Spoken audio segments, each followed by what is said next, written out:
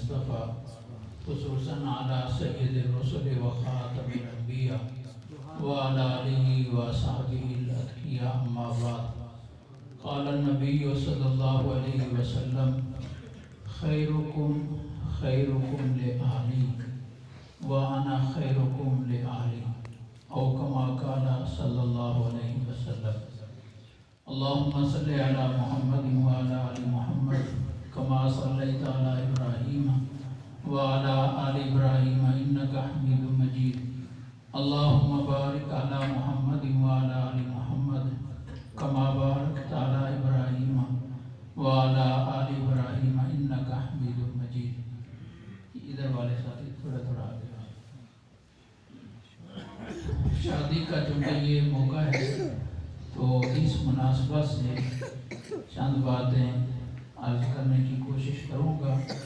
اللہ پاک کو مفید بات زبان سے جاری فرما دے جو اس پیر کو بھی آپ کو بھی نفع عطا فرمائے.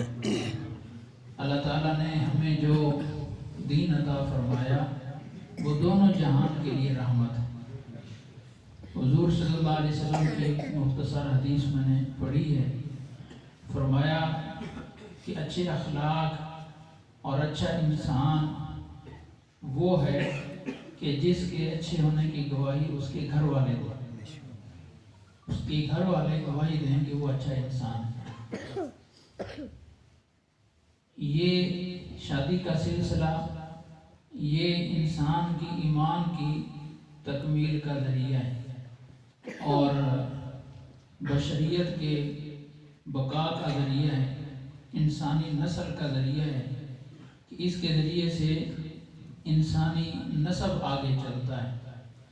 یہ نسب چلنا دنیا کے لیے بھی رحمت ہے آخرت کے لیے بھی رحمت ہے.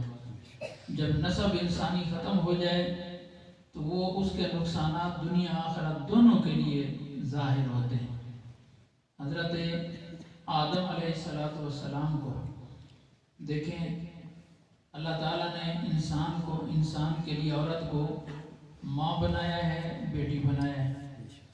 اگر ماں ہے تو اس کا مقام کتنا مبارک اور مقدس ہے.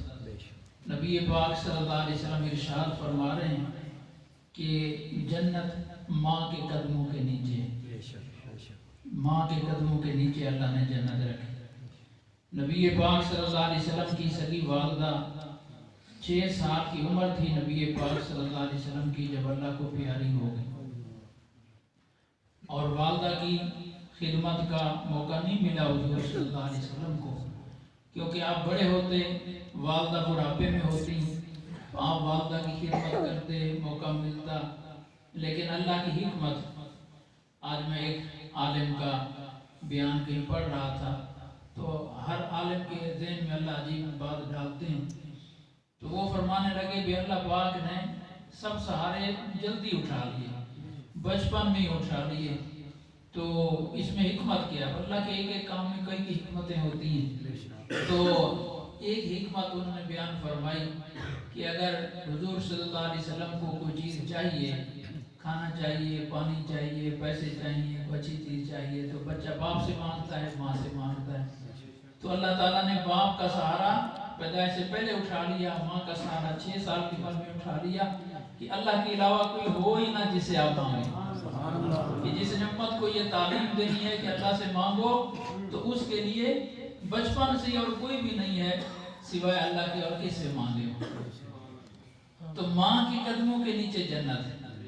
صحابہ فرماتے ہیں ہم بیٹھے ہوئے ہیں ایک خاتون نظر آتی ہوئی تو حضور صلی اللہ علیہ وسلم کھڑے ہو گئے استقبال کے لیے اور اپنی چادر مبارک بچھائی ان کے نیچے وہ بیٹھی. کچھ دیر حضور صلی اللہ علیہ وسلم سے باتیں کر رہی ہیں. ہم حیران ہیں کہ پتہ نہیں یہ کون ہے اتنا بڑا احترام کہ حضور صلی اللہ علیہ وسلم نے اپنی چادر مبارک ان کے لیے بچھا دی.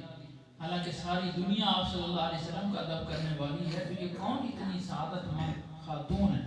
ایک دوسرے سے پوچھ رہے ہیں کہ آپ جانتے ہیں کسی کو پتہ نہیں. جب وہ چلی گئی تو پتہ چلا کہ وہ حضور صلی اللہ علیہ وسلم کی رضائی والدہ حضرت حلیمہ سعدیہ رضی اللہ عنہ. تو انسانیت کو اپنی امت کو ماں کا مقام بتا رہے ہیں کہ ماں کا مقام کتنا اونچا ہے کہ خود مخدوم کائنات ہو کر، کہ جس کی ساری کائنات اللہ نے جس کی خدمت پر لگائی ہے، اور وہ اپنی رضائی ماں کا یہ مقام ظاہر فرما رہے ہیں۔ اگر آج حقیقی ماں زندہ ہوتی تو حضور صلی اللہ علیہ وسلم کا کتنا یہ خدمت کرنا۔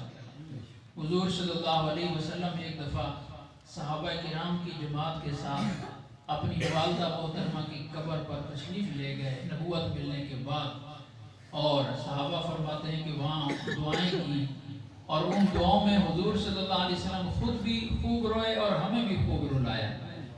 تو ماں کی قبر پر وہ بچپن کا منظر، جب والدہ کو اپنے ہاتھ سے یہاں دفنا کر گئے تھے ویرانے میں، آج وہ پھر سامنے ہوگا، وہ غم تازہ ہوئے۔ تو اگر خاتون ماں ہے تو اس کا کتنا بڑا اونچا مقام کہ اللہ نے اس کے لیے، بیٹے کے لیے اس کو جنت بنا دی، اور اگر خاتون بیٹی ہے تو بیٹی کے لیے کتنے بڑے فضائل آ رہے ہیں۔ حضور صلی اللہ علیہ وسلم نے ایک دفعہ فرمایا کہ میرے جس امتی نے 3 بچیاں اللہ نے اس کو دیں، اور اس نے ان کی تربیت کی، ان کو پالا، ان کی پرورش کی، ان کو حیا سکھایا، ان کو خانہ داری سکھائی، اور جوان ہونے پر ان کو اپنے گھر رخصت کر دیا، تو فرمایا میرا وہ امتی اور میں جنت میں یوں برابر ہوں گی۔ یعنی اس کی جنت کے لیے یہ 3 بچیوں کی پرورش کر کے ان کو اپنے گھروں میں آباد کر دینا، اور شادیاں کر کے اپنے گھروں میں رخصت کر دینا، یہ اس مسلمان کے لیے جنت کے حصول کا ذریعہ ہے۔ بیٹی کے کتنے بڑے فضائل آ رہے ہیں، ماں کے کتنے بڑے فضائل آ رہے ہیں، لیکن آپ پوچھیں گے کہ موقع شادی کا ہے، تذکرہ بیوی کا ہونا چاہیے، اور بات چھڑ گئی ماں کی، بات چھڑ گئی بیٹی کی، تو سوال یہ ہے کہ بیوی ہوگی تو مائیں بھی پیدا ہوتی رہیں گی، بیٹیاں بھی پیدا ہوتی رہیں گی۔ اگر بیوی نہیں ہے تو کچھ بھی نہیں ہے۔ حضرت سیدنا آدم علیہ السلام کو جب اللہ پاک نے جنت میں ٹھہرایا اور تنہائی محسوس کی، تو اللہ تعالیٰ نے وہاں ماں نہیں پیدا کی، ان کی بیٹی نہیں پیدا کی، بلکہ اللہ نے ان کی بیوی بنائی۔ تو بیوی بن گئی تو آج ساری امت کو مائیں بھی مل گئی، ساری امت کو بیٹیاں بھی مل رہی ہیں بیوی کی وجہ سے۔ تو گویا کہ بیوی اصل ہے، بنیاد ہے آگے سارے سلسلوں کا اور سارے نسب کا۔ اسی سے آگے پھر مائیں بھی وجود میں آنی ہیں، اسی سے آگے پھر بیٹیاں بھی وجود میں آنی ہیں۔ اور حضور صلی اللہ علیہ وسلم نے شادیاں کی ہیں، انبیاء علیہ السلام نے شادیاں کی ہیں، یہ مومن کے ایمان کی تکمیل کا، اخلاق کی تکمیل کا ذریعہ ہے۔ تو شادی کرنے کو حکم دیا حضور صلی اللہ علیہ وسلم نے کہ شادی کرو، اور شادی کو آسان بناؤ، سستا بناؤ، کیونکہ اللہ تعالیٰ نے انسان کے اندر جو جو تقاضے رکھے اس کی فطرت میں، اس کو پورا کرنے کا ایک حلال اور جائز مصرف بھی رکھا ہے۔ اب شیطان کی کوشش یہ ہوتی ہے کہ وہ حلال چھوڑ دے اور حرام مصرف میں مصروف ہو جائے، بس حلال مصرف میں استعمال ہو رہی ہے تو یہ جنت ہے، اگر اس چیز کو حرام مصرف میں استعمال کر لیا تو دوزخ۔ کشتی اب یہی ہے۔ دیکھیں اللہ نے ہمیں بھوک کی ہمارے اندر حاجت رکھی، تو بھوک کے لیے اللہ نے حلال کی ترغیب دی ہے اور حلال پیدا کیا ہے، شیطان حرام کی طرف کھینچتا ہے۔ اب بندے کی مرضی ہے اپنی بھوک مٹانی ہے، حلال کے ذریعے مٹا لے، حرام کے ذریعے مٹا لے۔ پیاس لگی ہے دودھ پی لے، پیاس لگی ہے شراب پی لے، وہ بھی موجود ہے، وہ بھی موجود ہے۔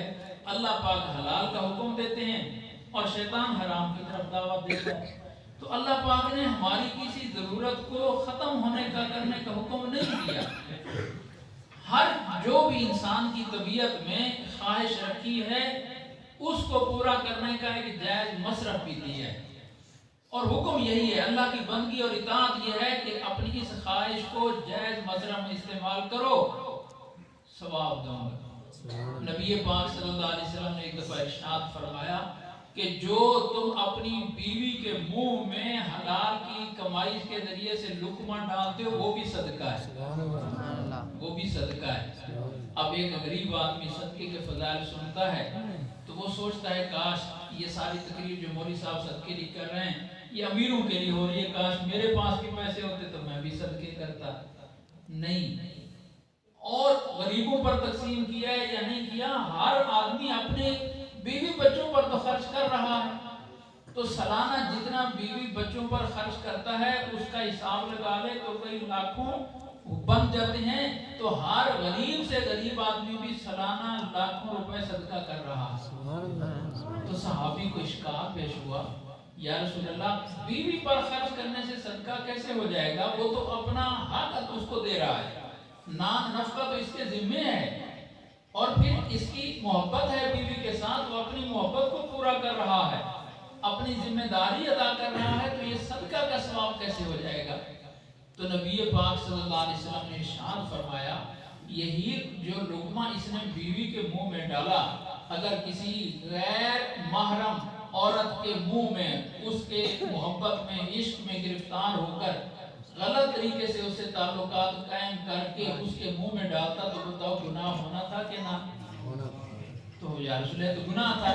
تو جب یہ لقمہ غلط جگہ استعمال کرنے سے گناہ بن سکتا ہے تو صحیح جگہ استعمال کرنے سے صدقہ کیوں نہیں بنے گا؟ فرمایا، تو اس لیے فرمایا کہ اپنی بیوی بچوں کے منہ میں جو کچھ تم ڈال رہے ہو یہ صدقہ ہے، اس پر تمہیں صدقے کا ثواب مل رہا ہے۔ یہی بیوی تمہیں یہ اس خرچ کے ذریعے صدقے کرا رہی ہے، یہی بیوی تمہیں بدکاری سے بچنے کا ذریعہ بن رہی ہے، بدکاری سے بچنے کا ذریعہ بن رہی ہے۔ اللہ نے تیرے اندر خواہش رکھی ہے، تجھے مرد بنایا ہے، اور جمعے کے فضائل میں اور حج کے فضائل میں جہاں خاص طور پر اجتماع ہوتا ہے، پھر اجتماع بھی ایسا جس اجتماع میں مردوں عورتوں کی شرکت ہو، تو اب آدمی عبادت میں کرے اور عبادت کے ساتھ اس کے دماغ میں غلط خیال آتے رہیں، گناہ کے خیال آتے رہیں، تو سنت قرار یہ دیا گیا کہ اپنی شہوت، اپنی خواہش اپنی بیوی سے پوری کر کے پھر اس عبادت میں مصروف۔ جمعے کی سنتوں میں سے اس سنت کو قرار دیا گیا کہ غسل کرے اور غسل جنابت کر کے جمعے کے لیے آئے۔ اسی طرح سے حج کا احرام باندھنے لگے تو احرام باندھنے کے بعد بیوی منع ہو جاتی ہے احرام کھولنے تک، لیکن احرام باندھنے سے پہلے بیوی کے ساتھ اپنی خواہش پوری کرے، تاکہ وہاں مشترکہ مجمع ہوتا ہے مردوں عورتوں کا، تو اس کے دل میں برے خیال ذہن میں نہ آتے ہیں، یہ خیال کی پوری پاکیزگی کے ساتھ اس حج والی عبادت کو ادا کرے۔ یہ بیوی اس کے ایمان کے تحفظ کا ذریعہ ہے، یہ اس کی ایمان کی حفاظت ہو رہی ہے، یہ بیوی اس کے لیے صدقہ کا باعث بن رہی ہے کہ جو جو اس پر خرچ کر رہا ہے وہ صدقہ ہو رہا ہے، اور یہ بیوی اس کے لیے اولاد کے حصول کا ذریعہ بن رہی ہے، اور یہ اولاد اس کے لیے دنیا میں بھی کمائی ہے کہ کل کو یہی اولاد جب یہ بوڑھا ہو جائے گا، بیمار ہو جائے گا، یہی اولاد اس کو ہاتھوں پر اٹھائے پھرے گی، اس کا علاج کرائے گی، اس کے منہ میں دوائی ڈالے گی، اس کے منہ میں روٹی کے لقمے ڈالے گی۔ جس کی اولاد نہیں ہے، بے اولاد ہے، اس کی زندگی اسے پوچھو کہ وہ کیسے گزار رہا ہے۔ یہ اولاد اللہ کی نعمت ہے دنیا کے اعتبار سے بھی، اور یہی اولاد جو خیر کا، جو نیکی کا کام کر رہی ہے، تیری ہر نیکی کا ثواب تیری اولاد کی طرف سے تجھے خود بخود مل رہا ہے۔ تیری اولاد کی ہر نماز میں تیرا برابر کا ثواب، تیری اولاد کے ہر روزے میں تیرا برابر کا ثواب، تیری اولاد کے ہر صدقہ خیرات میں تیرا برابر کا ثواب، تیری اولاد جو کچھ تلاوت قرآن کر رہی ہے اس کے ہر حرف میں تیرے لیے برابر کا ثواب۔ یہ تیرے لیے آخرت کا ذخیرہ بھی ہے، اور یہ تیرے مرنے کے بعد۔ آج ہم نے ایک جنازہ پڑھا ہمارے شہر میں، ہمارے جامعہ میں ایک عالم ہیں پڑھاتے ہیں، ان کے والد صاحب کا جنازہ تھا، جماعت کے ساتھ لگے ہوئے نیک سالے تھے، حج عمرے کے لیے لوگوں کو بھیجتے تھے، تو ان کے بیٹے نے اپنے باپ کا جنازہ پڑھایا، اور بڑے بڑے علماء بھی موجود تھے اس جنازے میں، لیکن بیٹا چونکہ حافظ بھی ہے، عالم بھی ہے، اور پڑھا بھی رہا ہے، حدیث شریف کی کتابیں پڑھا رہا ہے، تو اللہ نے بیٹا ایسا دے دیا ہو تو سب سے افضل یہ ہے کہ اس کا بیٹا باپ کی جنازہ پڑھائے۔ اور جب بیٹا جنازہ پڑھا رہا تھا تو پہلی تکبیر سے لے کر آخری تکبیر تک مسلسل اس کے رونے کی آواز آ رہی تھی۔ یہ ہے جنازہ کہ جب وہ اپنے باپ کا جنازہ پڑھا رہا ہو تو ساتھ اللہ کی بارگاہ میں اس کیفیت کے ساتھ جب جنازہ بیٹا پڑھائے گا اور کوئی نہیں پڑھائے گا۔ ایسا بیٹا، ایسی بیٹی، یہ اللہ کی رحمت ہے۔ یہ اس کا ذریعہ کون بنی؟ بیوی بنی، کہ ایسی اولاد کا ذریعہ تیرے لیے بیوی بنی۔ تو بیوی وہ تیرے لیے صدقے کا باعث، بیوی تیرے لیے گناہوں سے حفاظت کا باعث، بیوی تیرے لیے اولاد کے حصول کا ذریعہ، اور بیوی تیرے مال کی اور گھر کی حفاظت کا ذریعہ۔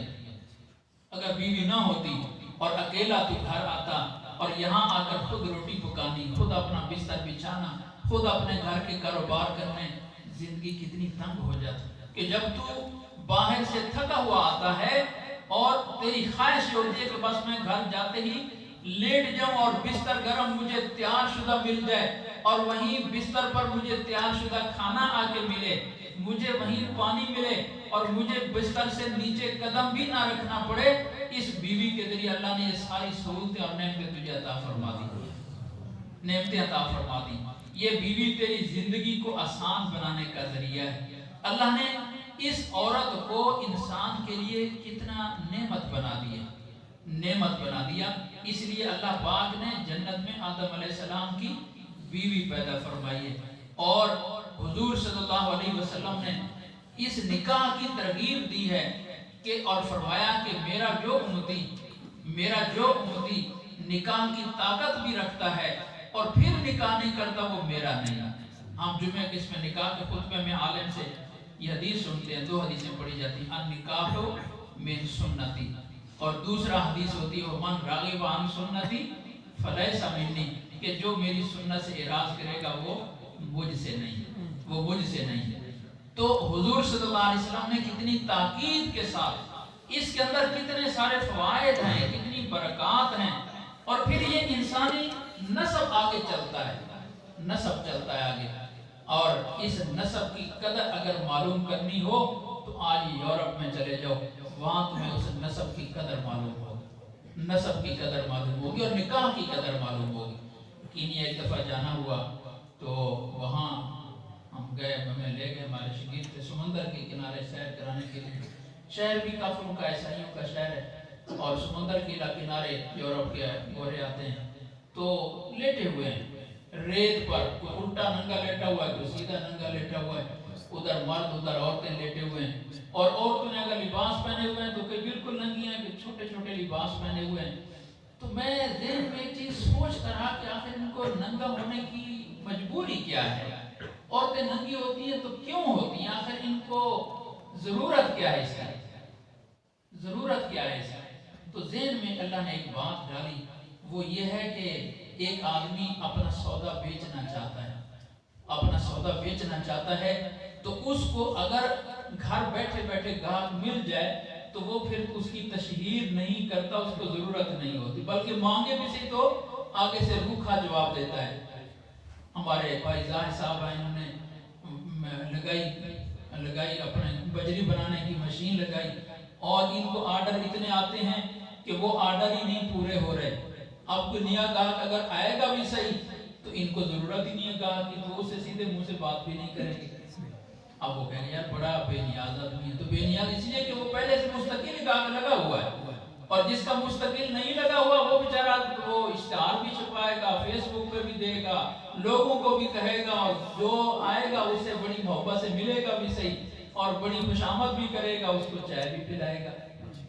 تو بس یہ فرق ہے کہ ایک مسلمان عورت، اس کا گاہک، اس کا گھر میں شوہر موجود ہے، اس کا مستقل چاہنے والا، محبت دینے والا گھر میں موجود ہے، تو اس کو اپنا گاہک ڈھونڈنے کے لیے اپنے جسم کو ننگا کر کے تشہیر کرنے کی ضرورت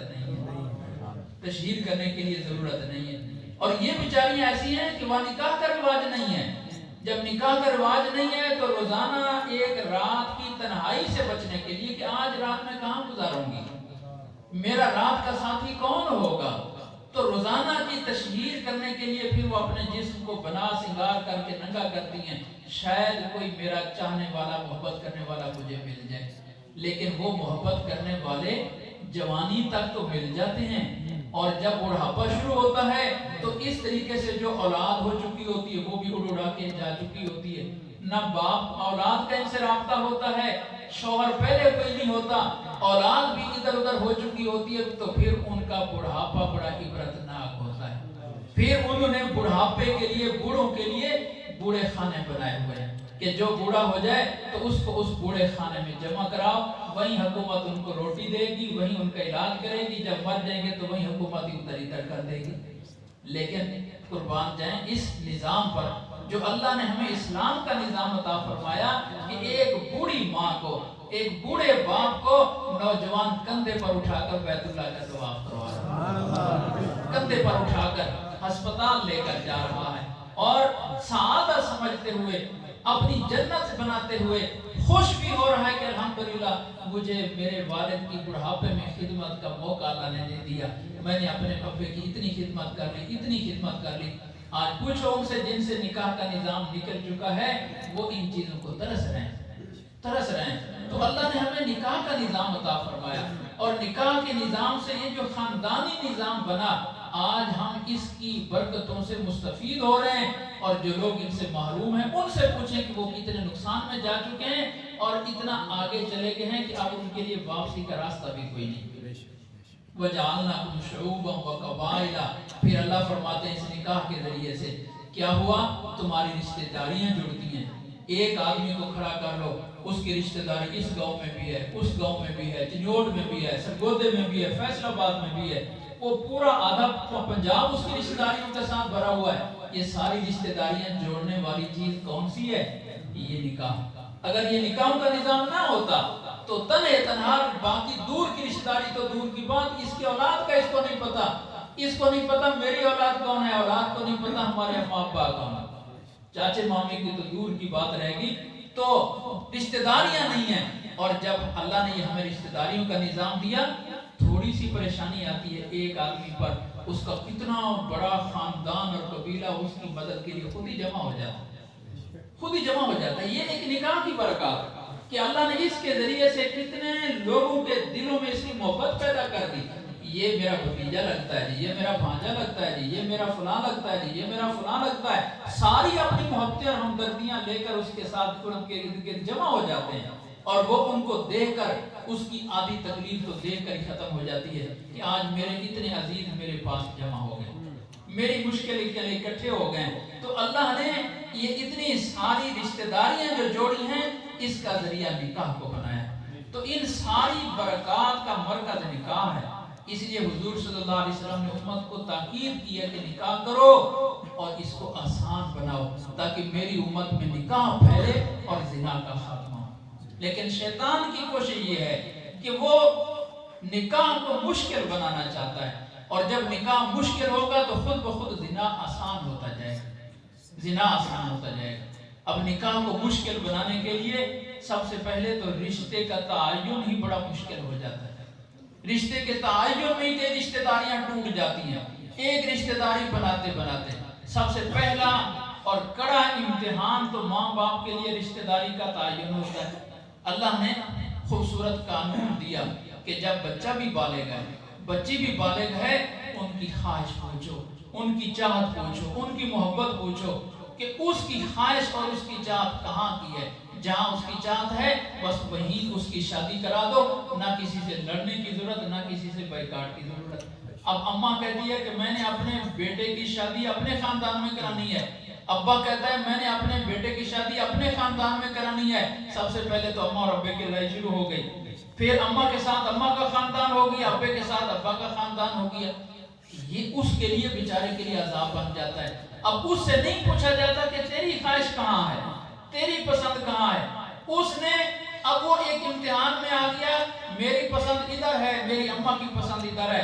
अब मैं अम्मा की पसंद छोड़ता हूँ तो अम्मा नाराज होती है, और अगर अम्मा के कहने से यहाँ शादी करता हूँ तो मेरा दिल नहीं है, मेरी सारी जिंदगी जीरन बनती है कि जब जिससे तबीयत ही पहले दिन से मानूस नहीं हो रही, अब्बे के कहने से, अम्मा के कहने से जब उसको बीवी बना लिया तो बताओ वो बेचारा सारी जिंदगी कैसे गुजारेगा, कितनी मुश्किल की जिंदगी होगी।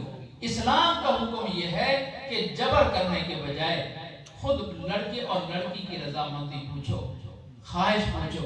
आज हमने इसको एक रस्मी कार्रवाई बना लिया। रस्मी लड़की से बकायदा पूछा जाता है कि तुम्हारा फलां जगह निकाह कराया जा रहा है, क्या तुम्हें ये मंजूर है? अब वो बेचारी अगर नहीं कहती मंजूर तो घर से जाती है, माँ बाप से जाती है, उसको चाहते ना चाहते हुए कहना पड़ता है कि मुझे मंजूर है। उसकी दिली ख्वाहिश नहीं होती, बात दफा जबरन उसको कहना पड़ता है, लड़के को जबरन कहना पड़ता है। तो निकाह को आसान बनाओ। आसान बनाने का तरीका यह है कि लड़की और लड़की पर ना तो माँ बाप जबर करें, ना उसके चाचे और मामे जबर करें। जहाँ उसकी दिल है, जहाँ उसकी मर्जी है, जहाँ उसकी ख्वाहिश है, वहीं उसका निकाह करा दो। जिंदगी उसके लिए भी आसान हो जाएगी, इसके लिए भी आसान हो जाएगी। फिर निकाह को आसान कराने के बाद अगले मरले फिर उसको अमली जामा पहनाने के लिए होती है। अब रिश्ता तो तय हो गया, अब शादी के मराहिल। अब इस्लाम ने शादी को कितना आसान बना दिया, कितना सस्ता बना दिया। सहाबा किराम ने शादियां की हैं, नबी पाक सल्लल्लाहु अलैहि वसल्लम ने शादियां की हैं, एक नहीं कई शादियां की, लेकिन कभी शादी के लिए माथे पर बल नहीं आए, शुगर नहीं हुई कि मेरी तो 3 बच्चियां बैठी हैं, कैसे शादी करूंगा, बहुत बड़ा बोझ है मेरे ऊपर, मेरे तो 2 बेटे हैं, 3 बेटे हैं, इनकी शादियां करूंगा, मेरे लिए तो बहुत बड़ा बोझ है, कहां से दूंगा जहेज और कहां से दूंगा सामान। आज जिस मुसलमान की 3 बच्चियां हैं उसके पसीने छूट जाते हैं कि मैं गरीब आदमी 3 बच्चियों की शादी कैसे करूंगा, कहां से ले आऊंगा इतना जहेज। नबी पाक सल्लल्लाहु अलैहि वसल्लम ने अपनी लख्त जिगर हजरत फातिमा ज़हरा रज़ी अल्लाह तआला अन्हा को जहेज में कुछ चीजें इनायत फरमाई, जहेज दिया है, लेकिन जहेज देने के लिए बकायदा फर्नीचर की दुकान पर नहीं तशरीफ ले गए, बकायदा बाजार में खरीदारी के लिए नहीं गए। हजरत आयशा रज़ी अल्लाह तआला अन्हा को लेकर कि तेरी बेटी की रुखसती है तो चलो मेरे साथ बाजार में कुछ खरीदारी करके ले आए। जो कुछ पहले से घर में मौजूद था वही साहबजादी को पकड़ा दिया कि ये तुम्हारा जहेज है, ये तुम्हारा जहेज है। जहेज का माना तो सिर्फ मोहब्बत है और उसके साथ अपनी इसका ताउन है। जहेज इसलिए कि हजरत अली रज़ी अल्लाह ताला अन्हु वो मुस्तकिल को कारोबार में नहीं थे, शादी से पहले भी वो हुजूर सल्लल्लाहु अलैहि वसल्लम की ही परवरिश में थे। बचपन से हुजूर सल्लल्लाहु अलैहि वसल्लम ने उनको अपने परवरिश में ले लिया था, तो गोया वो बेटा भी है, दामाद भी है, यानी उनके घर का जो खर्चा चलाना है वो भी हुजूर सल्लल्लाहु अलैहि वसल्लम ने चलाना था। इसलिए घर चलाने के लिए कुछ चीजें इनायत फरमा दी भी, ये घर चलाना है इसके जरिए से। तो जहेज दें, लेकिन उस जहेज को अपने लिए तूफान ना बनाएं कि जहेज की वजह से रिश्ते रुके हुए हैं। हजरत फातिमा ज़हरा रज़ी अल्लाह तआला अन्हा की वफात किस उम्र में हुई है, तो इसमें मुअर्रिखीन ने बाद ने उनकी 24 साल की उम्र लिखी कि जब उनकी वफात हुई है तो उनकी कुल उम्र 24 साल की थी। बाद ने 26 लिखी है, बाद ने 27 लिखी और बाद ने 28 साल लिखी है। 28 से ज्यादा किसी ने नहीं लिखा कि उनकी उम्र मुबारक 28 से ज्यादा थी। चलो 28 साल मान लें, और जब फौत हो रही है तो 5 बच्चों की माँ, 5 बच्चों की माँ होकर फौत हो रही है और 24 साल या 28 साल उम्र है, तो इससे अंदाजा लगाओ कि शादी कितनी उम्र में हुजूर सल्लल्लाहु अलैहि वसल्लम ने अपनी लाख्त जिगर की कर दी थी। आज मैं और आप सोचें जितना नूरानी माहौल हुजूर नबी करीम सल्लल्लाहु अलैहि वसल्लम के घर का था, मेरे और आपके घर का माहौल उससे ज्यादा माज़अल्लाह पाकीज़ा नूरानी हो गया है। हुजूर सल्लल्लाहु अलैहि वसल्लम अपनी लाख्त जिगर को 16-17 साल की उम्र के बाद अपने घर में बिठाने के लिए नहीं बिठा रहे। हमारी बच्ची 30-30 साल की हो जाती है और फिर हम फिक्र शुरू करते हैं कि बच्ची बालिग होगी, अब निकाह का सोचे। ये है नतीजा निकाह को मुश्किल बनाने का।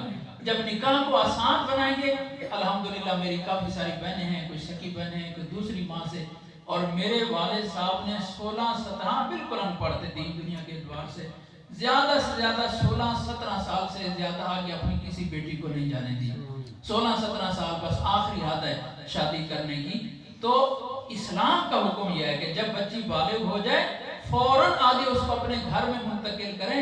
उसकी इज्जत भी यही है, माँ बाप की इज्जत भी यही है, लेकिन ये तब होगा जब शादी को हम आसान करेंगे।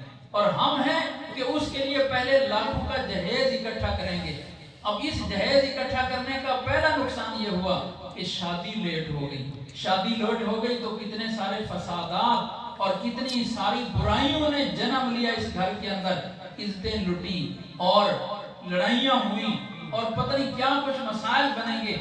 اور پھر جب اتنا مشکل جہیز دے دیا تو قرضے اٹھا اٹھا کے اب آدھی زندگی تو وہ قرضے ادا کرنے میں لگا ہوا ہے بیچارہ، اور پھر جب فوت ہونے لگتا ہے تو بیٹی کو وراثت سے محروم کر دیا جاتا ہے، اس کو وراثت نہیں دی جاتی بھی کیوں؟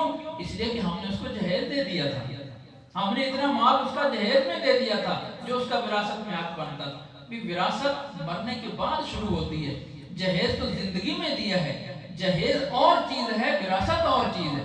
وراثت کا معنی یہ ہوتا ہے کہ باپ کے ماں کی وفات کے وقت جو کچھ ان کی ملکیت میں ہے وہ اب جو اولاد ہے وہ سب میں برابر کا تقسیم ہوگا حصوں کے مطابق۔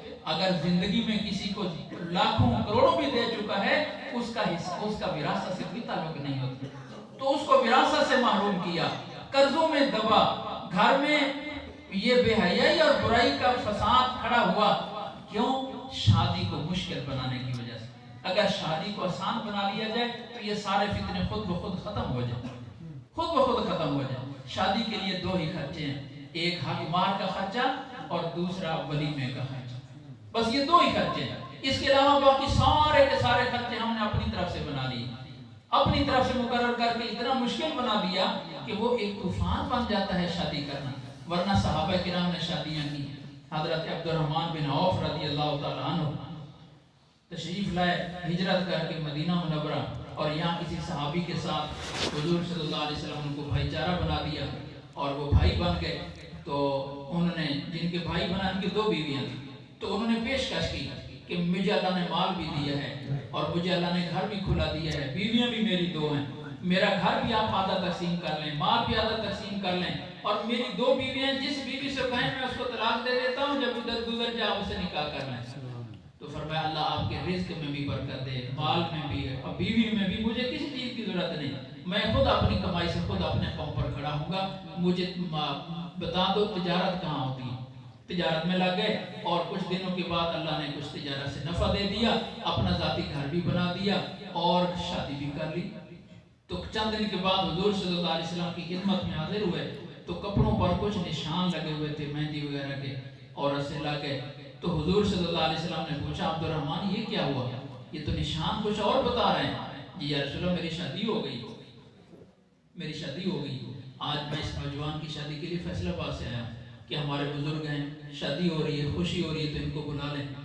عبد الرحمن بن عوف رضی اللہ تعالیٰ عنہ کی شادی اتنی سادی کہ حضور صلی اللہ علیہ وسلم مدینہ شریف میں موجود ہیں، سفر پر بھی نہیں ہیں، اور کوئی اتنی مصروفیات بھی نہیں کہ چلو نکاح ہی حضور صلی اللہ علیہ وسلم سے پڑھوا لیں، خوشی میں شریک کر لیں۔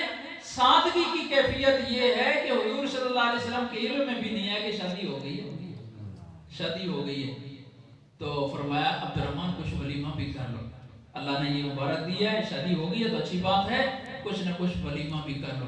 میں عرض یہ صرف کرنا یہ چاہتا ہوں کہ حضور صلی اللہ علیہ وسلم نے ماحول ایسا بنایا کہ شادی اتنی سادگی ہو گئی کہ حضور صلی اللہ علیہ وسلم کی ذات اقدس تک تو نہیں بلایا، بطور کس کو بلایا ہوگا اور کتنا خرچہ کیا ہوگا۔ 5 7 10 سال پہلے کی بات ہے، ہمارے ایک طالب علم پڑھتا تھا بہاولپور کا، غریب گھرانے کا تھا بیچارہ، تو وہ طالب علم میں اس کی شادی ہو گئی۔ تو جب واپس آیا تو میں نے اس کو کہا بھی سچ سچ بتانا تیری شادی پر کل خرچہ کتنا ہوا، سچ سچ بتانا۔ تو کہتا ہے 15,000۔ کتنا؟ 15,000 میں ایمانداری بات، مسجد میں بیٹھا ہوں 15,000 میں پوری شادی کرایا۔ اب ہے ہم ایسے کوئی کہ 15,000 میں اس کی شادی ہو جائے، اور آج ماشاءاللہ اس کے 4-5 بچے بھی ہیں، اس کا گھر ٹھیک ٹھاک بس رہا ہے، شادی ہو گئی۔ شادی کو اللہ نے سستا بنایا ہے۔ جب نکاح آسان ہو جائے گا، عام ہو جائے گا، تو برائی کا خاتمہ خود بخود ہو جائے گا۔ پھر بچیوں کو 30 سال تک بٹھانے کی گھر میں مجبوری نہیں بنے گی ماں باپ کی، پھر اس طرح کے مسائل نہیں بنیں گے کہ آج بچی اپنا رشتہ خود ڈھونڈ رہی ہے اور باہر کے دوستیوں کے ذریعے سے تلاش کر رہی ہے، اور ماں باپ کو صرف اطلاع کر دیتی ہے کہ میں نے اپنا رشتہ تلاش کر لیا، وہیں میری شادی کر دو۔ خاندان اجڑ رہے ہیں، برادریاں برباد ہو رہی ہیں، نفرتیں بڑھ رہی ہیں، بے حیائی عام ہو رہی ہے۔ کیا ہو گیا کہ ہم نے شادی کو مشکل بنا دیا۔ تو نکاح کو عام کریں، ایک ترغیب یہ، اور دوسرا حکم یہ ہے حضور صلی اللہ علیہ وسلم کا کہ اپنے اخلاق اچھے بناؤ، اور فرمایا تمہارے اخلاق اچھے بنانے کا پیمانہ یہ ہے کہ تمہارے اخلاق کے اچھے ہونے کی گواہی تمہاری بیوی تھی۔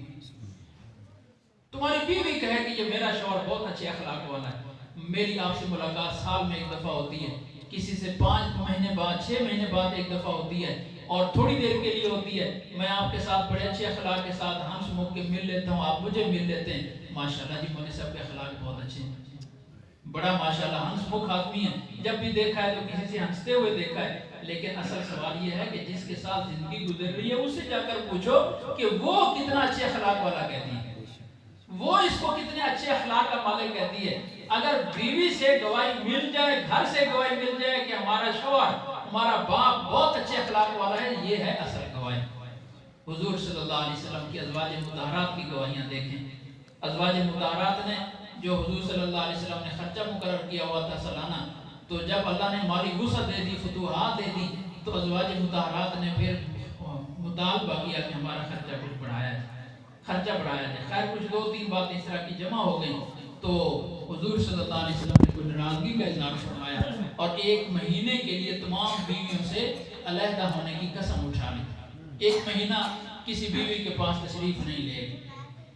जब महीना पूरा हो गया तो अल्लाह ताला ने फिर आयात उतारी और उसमें अज़वाज मुतहरात को इख्तियार दिया कि अगर दुनिया की दौलत चाहती हो तो आओ, हाथ रखो, जितनी दौलत कहोगी हम सारी दे देंगे, लेकिन फिर नबी के घर में तुम्हें रहना नसीब नहीं होगा, फिर हुजूर सल्लल्लाहु अलैहि वसल्लम तुम्हें तलाक दे देंगे, और अगर नबी के घर में रहना है तो इसी खर्चे पर गुजारा करते हुए रहना होगा।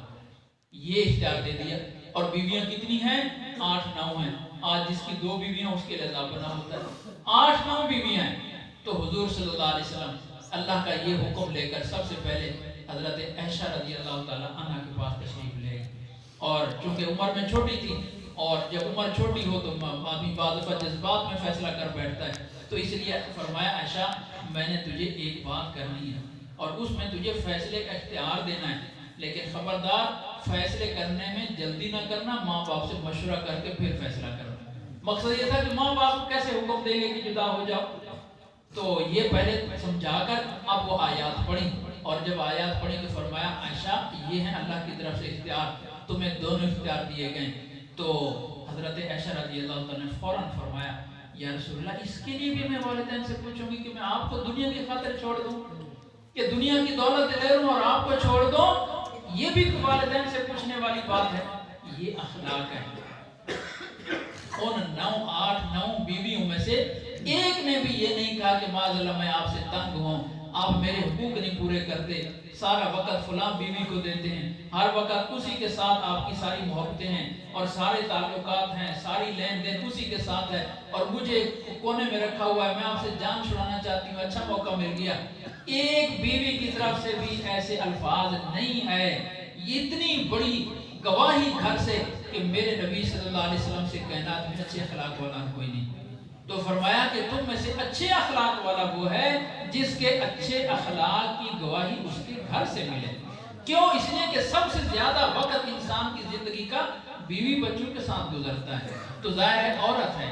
हुजूर सल्लल्लाहु अलैहि वसल्लम ने फरमाया ये टेढ़ी पसली से पैदा हुई है, इसलिए इसने टेढ़ा ही रहना है। अगर इसको सीधा करने की कोशिश करोगे टूट तो जाएगी, सीधी नहीं होगी। फरमाया इसको इसी टेढ़ेपन के साथ ही तुमने इस्तेमाल करना है, और इसी वजह से अल्लाह ने हुक्मरान तुम्हें बनाया है, इसको नहीं बनाया।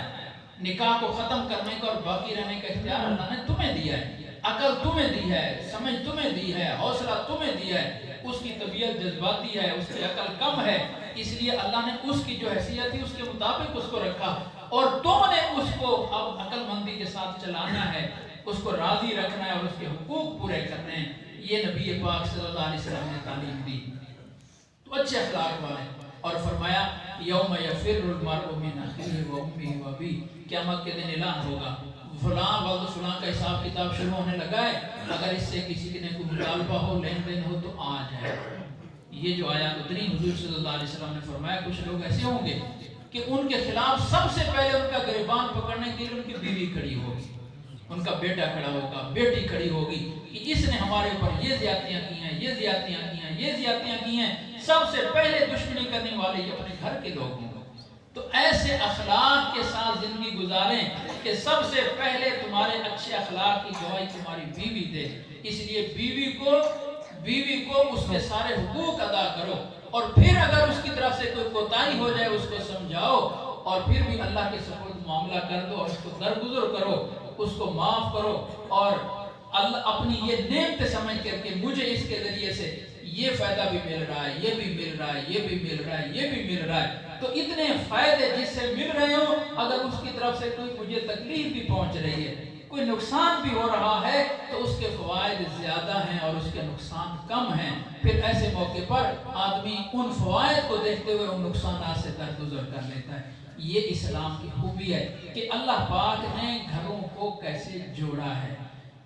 مشکاہ شریف کی ایک حدیث ہے کہ شیطان پانی پر تخت بچھاتا ہے، پانی پر صبح صبح تخت بچھاتا ہے اپنا بڑا شیطان، اور اپنے چیلوں کو بلاتا ہے، جو بھی لوگوں کو کراؤ، اپنے جو نقصان ہوتے ہیں کراؤ، پورا لشکر بھیج دیتا ہے، اور جب وہ چلے جاتے ہیں شام کو پھر تخت بچھاتا ہے اور پھر ان سے کارگزاریاں سنتا ہے۔ آج بھی مجھے کارگزاری سنا، ایک کھڑا ہوتا ہے، جی میں فلان کو شراب پلا کے آ گیا، کچھ نہیں کیا، تو نے ٹائم ضائع کرایا۔ دوسرا کہتا ہے، جی میں نے اس کی فرض نماز چھڑایا، کچھ نہیں کیا، تو نے ٹائم ضائع کرایا۔ سناتے رہتے ہیں۔ ایک چھوٹا سا بچونگڑا شیطان آتا ہے اور کہتا ہے، جی میں میاں بیوی میں لڑائی ڈلوا کے آیا ہوں، طلاق دلوا کے آیا ہوں۔ کہتے ہیں کام تو کرایا، آج میرے سینے سے لگی، کام تو کرایا سر۔ یعنی ایک میاں بیوی کی لڑائی سے کتنے خاندانوں میں پھوٹ پڑ جاتی ہے، کتنی نفرتیں اور لڑائیں، اور پھر کیسوں کا پر مقدمات تک کہاں تک معاملہ چلا جاتا ہے۔ تو اس سے سمجھ میں یہ آیا کہ سب شیطان کو سب سے زیادہ خوش کرنے والی چیز گھر کی آپس کی لڑائی ہے، میاں بیوی کی لڑائی ہے۔ اب اس لڑائی کو ختم کرنے میں ہمیشہ کردار مرد نے ادا کرنا ہے۔ مرد کی مردانگی یہی ہے، مرد کی مردانگی سوٹی اٹھانی نہیں ہے، بندوق اٹھانی نہیں ہے، مکہ مارنا نہیں ہے۔ ایک طرف وہ کہہ رہے بے عقل مخلوق ہے، پھر بے عقل مخلوق کے ساتھ لڑنے والوں سے بڑا بے عقل ہے جو بیوقوف کی بیوقوفی پر لڑے، جب مان رہا ہے کہ وہ بے عقل مخلوق ہے پھر اس پر لڑ بھی رہا ہے۔ تو اللہ نے تجھے عقل مند بنایا، تجھے سمجھدار بنایا کہ تو نے اس کی بے عقلی کو اس طرح سے قابو کرنا ہے کہ گھر کا گھر بچ جائے اور فتنہ نہ ہو، لڑائی نہ ہو اور محبتیں قائم ہو جائیں۔ یہ اللہ کا کیسا خوبصورت دیا ہوا اسلام کی صورت میں نظام ہے، کیسا ایک حکم شریعت کا رحمت والا، مبارک اور نعمتوں والا، جو دنیا کے اعتبار سے بھی رحمت ہے، آخرت کے اعتبار سے بھی رحمت ہے۔ اللہ پاک اس شریعت کی اور اس دین کی ہمیں نعمت سمجھ کر قدر کرنے کی توفیق عطا فرمائے۔ وآخر دعوانا